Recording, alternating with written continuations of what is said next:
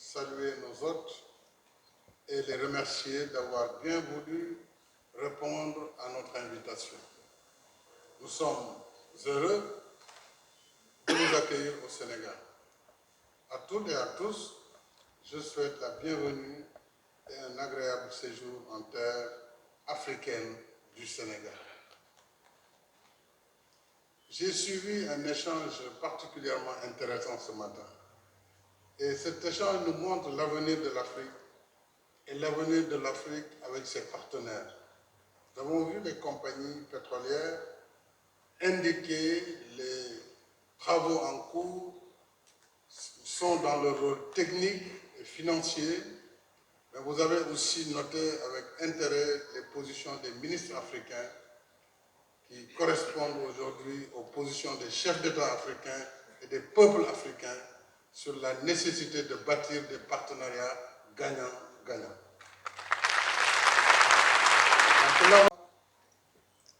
Les compagnies avec leurs technologies, les capitaux, les pays avec leurs ressources, et ensemble pour un intérêt partagé. Et c'est pourquoi nous avons été choqués il y a quelques mois lorsqu'à Glasgow, des pays industrialisés ont décidé de manière unilatérale qu'ils ne financeraient plus l'énergie fossile. Et ils avaient bien dit à l'étranger, c'est-à-dire pas chez eux, à l'étranger, donc pas en Afrique.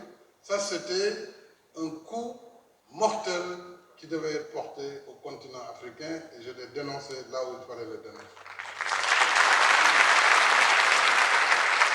Délégués gouvernementaux, représentants d'institutions internationales, d'électricité. Alors même que nous contribuons pour moins de 4% aux émissions mondiales de CO2. Il faut avouer que c'était quand même extraordinaire.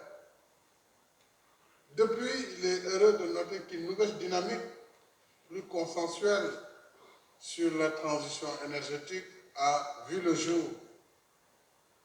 grâce aux événements géopolitiques, nous le savons. Bon, mais il faut s'en réjouir, parce que là, au moins, la raison est revenue. Il faut s'en réjouir, et en restant engagé dans la mise en œuvre de l'accord de Paris sur le climat, il nous faut poursuivre la défense de nos intérêts, les intérêts des pays africains, dans la perspective de la COP27 de Sharm el-Sheikh en Égypte. On va tuer l'essence même de la maîtrise de nos ressources naturelles que sont le pétrole, le gaz. Nous faisons du mix énergétique.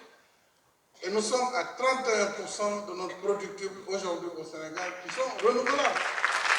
Donc, on ne peut pas nous donner des leçons là-dessus. Très peu de pays développés vont atteindre ce taux même d'ici 10 ans. Donc oui, nous sommes déjà, nous, dans l'accord de Paris. Mais on ne peut pas nous faire croire que l'exploitation du gaz ou du pétrole va constituer une menace sur le climat, en tout cas en Afrique.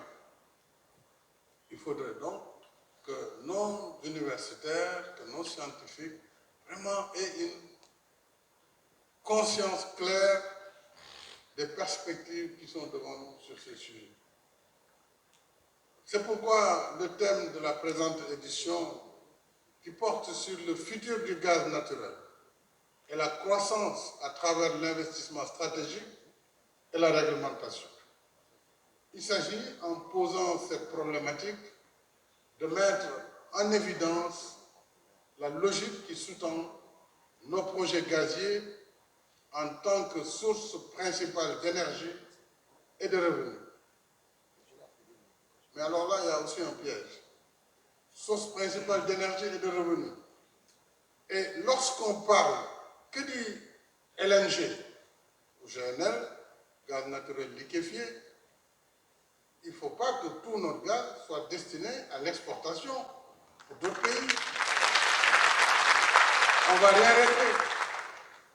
Donc, c'est pourquoi j'ai dit à nos amis de BP, attention, j'insiste pour avoir le Yakar Teranga, qui sont les puits, le jugement Yakar Teranga qui est à Kayar. LNG, on a le GTA avec la Mauritanie à la frontière, Grand Tortue Ahmeya, principalement c'est du LNG destiné destinée à l'exportation, avec une portion relativement faible pour le gaz to power. Chaque pays aura au moins l'équivalent de 250 MW d'électricité. Bon. Mais dans la seconde phase de GTA, il faut que la part qui revienne à nos pays sur le gaz soit renforcée pour nous permettre justement ce gaz to power, mais aussi l'industrie pétrochimique qui devra permettre la production d'ammonium, la production d'urée et qui aussi donnera une énergie compétitive pour nos économies. Pour Sangomar, où nous avons aussi de belles perspectives, cette fois-ci pétrolières d'abord, mais aussi il y a du gaz associé. Il faut que l'exportation de ce gaz soit bien maîtrisée. Donc, nous avons un besoin en exportation de gaz pour avoir des devises. Là aussi, la question des marchés va se poser. Et en tant que partenaires, nous devons regarder ensemble ce qui nous arrange globalement. Aujourd'hui, il y a une situation nouvelle, il y a des marchés nouveaux qui sont plus proches de nous, qui sont à 4 jours, 5 jours, qui payent peut-être plus. Alors, tout cela nécessite vraiment une discussion responsable entre partenaires, entre États, entre opérateurs, pour que finalement, ce qu'on recherche tous, c'est d'avoir un projet industriel viable dans la durée, mais dans l'intérêt de toutes les parties. Je dis bien de toutes les parties, État, compagnie pétrolière et naturellement compagnie nationale.